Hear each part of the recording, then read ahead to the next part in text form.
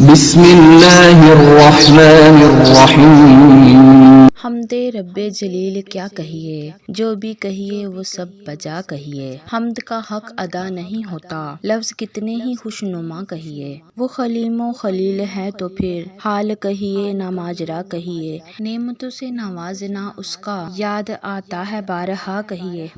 مالک و خالق و حقیقی کو تو جہاں کا آسرا کہیے۔ اور کیا کیا نہ بخشے گا جس نے بخشا ہے مصطفیٰ کہیے۔ السلام علیکم ورحمۃ اللہ وبرکاتہ۔ حضور سیدنا شیخ عبدالقادر جیلانی رحمۃ اللہ علیہ اور لکڑی کی چپل ڈاکوؤں پر کس طرح پڑی، کیا ہوا ان کا حال، آئیے سنتے ہیں ایک اور ایمان افروز واقعہ۔ حضرت عبدالحق رحمۃ اللہ علیہ فرماتے ہیں کہ ایک بار ہم حضور سیدنا غوث پاک رحمۃ اللہ علیہ کے دربار میں حاضر تھے اور آپ کا زندگی بدلنے والا بیان سن رہے تھے۔ پھر نماز کا وقت ہوا تو آپ رحمۃ اللہ علیہ نے فرمایا کہ نماز ادا کر لی جائے۔ سب نماز پڑھنے کے لیے وضو کرنے لگے اور پھر آپ کی امامت میں نماز ادا کی گئی۔ نماز پڑھنے کے بعد سب دعا مانگنے لگے۔ اب انتظار تھا کہ درس پھر سے شروع ہوگا، پر آپ نے نماز کے بعد ایسا عمل کیا کہ سب حیران ہو کر دیکھ رہے تھے۔ آپ رحمۃ اللہ علیہ نے پھر سے وضو بنایا اور نفل نماز پڑھنے لگے اور 2 رکعت پڑھیں۔ کافی دیر نماز پڑھنے کے بعد سلام پھیر کر ایک زوردار نعرہ اللہ اکبر کا لگایا اور ایک کھڑا جو کہ لکڑی کی چپل ہوتی ہے اس کو ہوا میں پھینکا۔ پھر دوسرا نعرہ لگایا اللہ اکبر، پھر سے دوسری لکڑی کی چپل پھینکی۔ دونوں چپلیں انن فانگنن ہماری آنکھوں سے غائب ہو گئیں۔ وہ چپلیں کہاں گئی تھیں؟ ہم سب نے منہ کھول لیے۔ آپ رحمۃ اللہ علیہ پھر تشریف فرما ہوئے اور بیان شروع ہوا۔ جو کچھ دیر پہلے گہری سنجیدگی رعب و جلال آپ کے چہرے پر تھا، اب شفقت نظر آنے لگی تھی۔ وہی مٹھاس بھرا لہجہ، پیاری بولی۔ یہاں ہیبت کے مارے کسی کو پوچھنے کی ہمت نہیں ہوئی کہ حضور سیدنا غوث اعظم رحمۃ اللہ علیہ جو کچھ لمحے پہلے ہوا وہ کیا تھا؟ آپ کی چپلیں کہاں گئیں؟ آپ کو کس پر غصہ آیا؟ سوال الجھن میں ڈال رہا تھا۔ پھر 6 دن کے بعد شام سے ایک قافلہ ہمارے شہر پہنچا۔ وہ عجمی لوگ تھے، عربی نہیں۔ وہ لوگ غوث اعظم رحمۃ اللہ علیہ کے بارے میں پوچھتے بارگاہ میں حاضر ہوئے اور کہا کہ ہمارے پاس حضرت شیخ عبدالقادر جیلانی رحمۃ اللہ علیہ کے لیے نذرانے اور تحفے ہیں، ہم وہ ان کو لوٹانا چاہتے ہیں۔ ان کی کوئی خاص چیز ہمارے پاس ہے تو آپ لوگ حضرت شیخ سید عبدالقادر جیلانی رحمۃ اللہ علیہ سے اجازت لیں۔ ہم نے غوث پاک رحمۃ اللہ علیہ کے پاس آ کر عاجزانہ طور پر آپ سے اس نظر کے لینے کے لیے اجازت طلب کی کہ کچھ لوگ آئے ہیں عجم سے اور وہ کچھ کہتے ہیں کہ ان کے پاس تحفہ ہے جو وہ آپ سے دینا چاہتے ہیں۔ ہم سمجھ رہے تھے کہ آپ فرمائیں گے کہ ہم تحفے نہیں لیتے، غریبوں میں بانٹ دیں، لیکن آپ رحمۃ اللہ علیہ نے فرمایا لے لو، جو کچھ وہ لائے ہیں لے لو، جبکہ آپ کسی امیر اور رئیس سے نظریں لیتے نہیں تھے، لیکن ان تاجروں سے آپ نے وہ تحفے لے لیے۔ وہ کس سبب وہاں آئے تھے اس وقت نہیں پتا تھا۔ ان عجمی تاجروں نے 1 من عمدہ قیمتی عالی شان ریشم، کچھ کپڑے کے تھان اور بہت سارا سونا دیا۔ یہ بات تو سمجھ میں آ رہی تھی کہ نذرانہ دینے کی چیزیں ہیں، پر حیرت کا جھٹکا تب لگا جب ان تاجروں نے حضور غوث پاک رحمۃ اللہ علیہ کی وہ چپلیں جو اس روز ہوا میں پھینکی گئی تھیں پیش کیں۔ ہم نے پوچھا یہ لکڑی کی چپلیں تو تمہارے پاس کہاں سے آئی ہیں؟ کہا کہ آپ کو نہیں پتا؟ ہم نے کہا کہ نہیں، یہ اس دن کی بات ہے جب ہم سفر پر تھے اور وہ بہت گھنا جنگل تھا۔ اس جنگل کے بارے میں کہا جاتا تھا کہ وہاں پر جنگلی جانوروں کے ساتھ ساتھ جنگلی انسان بھی رہتے ہیں، یعنی وہ جنگل ڈاکوؤں سے بھرا ہوا تھا اور ان ڈاکوؤں کے بارے میں کہا جاتا تھا کہ وہ قیمتی سامان لوٹ لیا کرتے ہیں اور انسانوں کو مار دیا کرتے تھے۔ انہوں نے آج تک کسی کو زندہ نہیں چھوڑا تھا، وہ بہت ظالم درندے تھے، پر ہماری مجبوری یہ تھی کہ وہاں سے گزرنا ہماری ضرورت تھا، کیونکہ کسی اور راستے سے جاتے تو وہ راستہ لمبا ہو جاتا اور رات ہو جاتی اور ہمیں دن کے وقت وہ ریگستان اور وہ جنگل پار کرنا تھا، کیونکہ ہمارے پاس سونے، ہیرے، جواہرات سب کچھ تھا جو ہم تجارت کے لیے لے کر جا رہے تھے اور ہمیں بر وقت وہ سامان ان کے مالکوں تک پہنچانا تھا۔ اس کے علاوہ کوئی اور راستہ تھا ہی نہیں جس سے گزر کر ہم جلدی وہاں پہنچ جاتے۔ ہم منزل تک بر وقت پہنچنا چاہتے تھے، اسی لیے اس جنگل کے راستے کا ہم نے چنا۔ اللہ پاک کا نام لے کر ہم راستے پر چل رہے تھے۔ اونٹوں پر سامان لدا ہوا تھا کہ وہی ہوا جس کا ہمیں ڈر تھا۔ 50 رہزن یعنی ڈاکو جن کے 2 سردار تھے، ہم پر آ پڑے اور ہم پر حملہ کر دیا۔ ہماری گردن پر تلوار رکھ کر کہا جتنا بھی سامان ہے ہمارے پاس لے آؤ اور یہ اونٹ بھی ہمیں دے دو۔ ہم میں سے جو بہادر تھے انہوں نے کہا کہ ہم تمہیں یہ مال، یہ سامان نہیں دیں گے، یہ ہماری محنت کی کمائی ہے اور یہ ان کے اصل مالکان تک پہنچانا ہے، تم یہ مال نہیں لے سکتے۔ تو ان میں سے ایک ڈاکو کے سردار کو غصہ آ گیا اور وہ اس آدمی کے پاس آ گیا جس نے مال دینے سے منع کیا تھا۔ اس نے اس کی گردن اڑا دی۔ پھر اس نے اپنے دوسرے ساتھی کو حکم دیا کہ سارا مال لوٹ لو اور اگر ان میں سے کوئی مزاحمت کرے، کوئی زیادہ بولے تو اس کی گردن اڑا دو۔ وہ سارے ڈاکو ایک ایک کر کے سارا مال لوٹنے لگے اور جو بھی مزاحمت کرتا اس کی گردن اڑا دیتے۔ اس طرح ہمارے قافلے کے بہت سے لوگ مارے گئے، ہمارے آدمی قتل ہو گئے اور سامان بھی لے لیا گیا۔ اب ہم کیا کرتے؟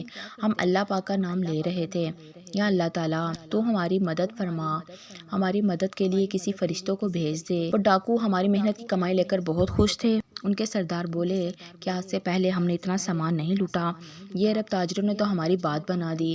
پھر سردار نے کہا کہ یہ جو نالا ہے وہ خشک، اس میں اتر جاؤ، اس میں چھاؤں ہے، دھوپ نہیں ہے۔ وہ سب ایک نالے میں اتر گئے اور جب سب مال و دولت لوٹا تھا اس کی تقسیم کرنے لگے اور سب پیسے آپس میں بانٹنے لگے۔ زور زور سے وہ ہنستے جا رہے تھے کہ آج تو بڑا ہاتھ مارا ہے۔ وہ اجمی لوگ کہنے لگے کہ ہم آپ کو ایک بات بتا دیں کہ ہم حضور غوث پاک رحمۃ اللہ علیہ کے بہت عقیدت مند ہیں۔ ہمارے دل میں خیال آیا کہ اس وقت وہی ہماری مدد کر سکتے ہیں اور ان کا نام لیں گے یا مدد الغوث اعظم تو ہماری مدد کو وہ پہنچ جائیں گے اللہ کے حکم سے۔ لیکن ہم نیت کر لیتے ہیں کہ اگر ہماری مدد ہوئی، اللہ تعالیٰ نے اپنے پیارے ولی کو ہماری مدد کے لیے بھیجا تو ہم ان کی خدمت میں کچھ نذرانہ پیش کریں گے۔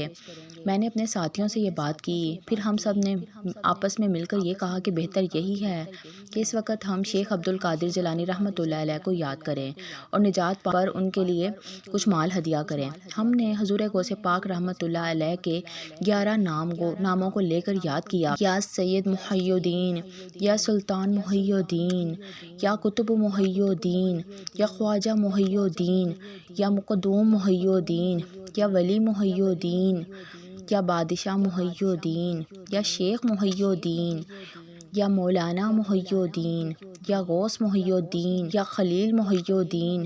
یہ نام لے کر جب ہم نے پکارا تو اسی وقت ہم نے 10 عظیم نعرے سنے کہ جن سے جنگل گونج اٹھا۔ اتنے درندے، جتنے جانور تھے جو کہ ہم پر حملہ کر بھی سکتے تھے، وہ بھی اس آواز سے ڈر گئے۔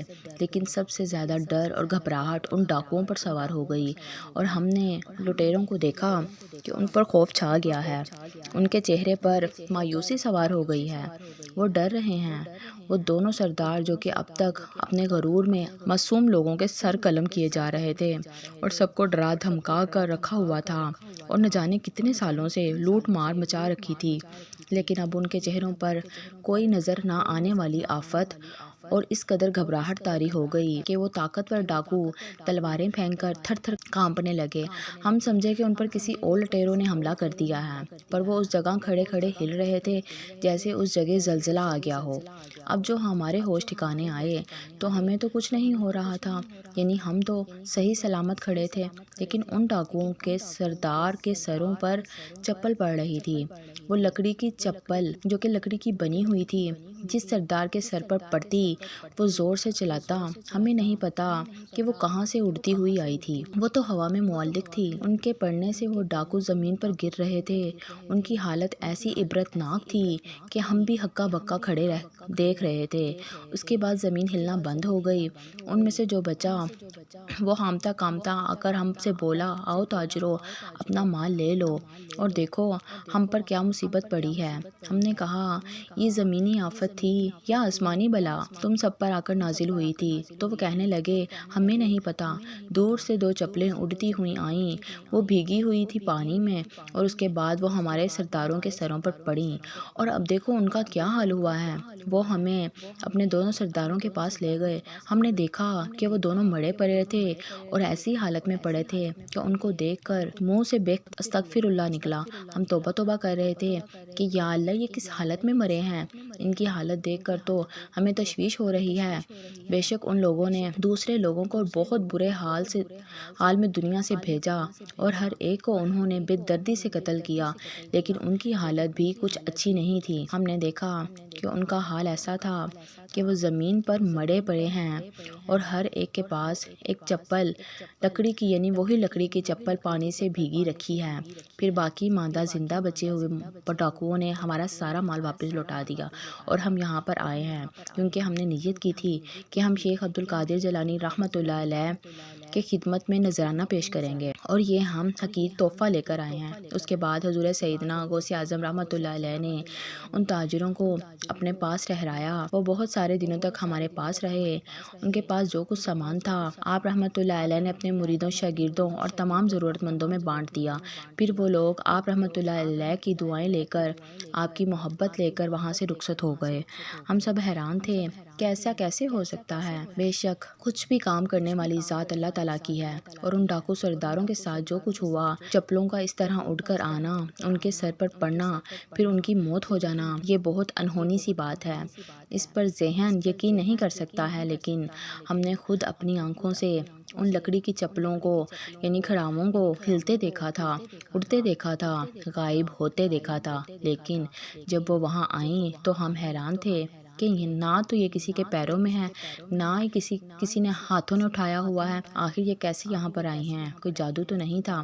بس یہ ضرور تھا کہ دل سے اگر حضور سیدنا غوث اعظم رحمۃ اللہ علیہ کو پکارا جائے تو اللہ تعالیٰ انہیں ہماری مدد کے لیے ضرور بھیج دیتا ہے۔ اللہ پاک نے اپنے ولیوں کے اندر وہ طاقت رکھی ہے کہ بڑے سے بڑے ڈاکو بھی آپ کو دیکھ کر، آپ کے نام کو سن کر تھر تھر کانپنے لگتے ہیں۔ سبحان اللہ۔ اللہ پاک سے یہ دعا ہے کہ اللہ پاک ہمیں بھی اپنے ولیوں کی صحبت عطا فرمائے، ان کے فیض سے مستفید ہونے کی توفیق عطا فرمائے۔ وما علینا الا البلاغ المبین۔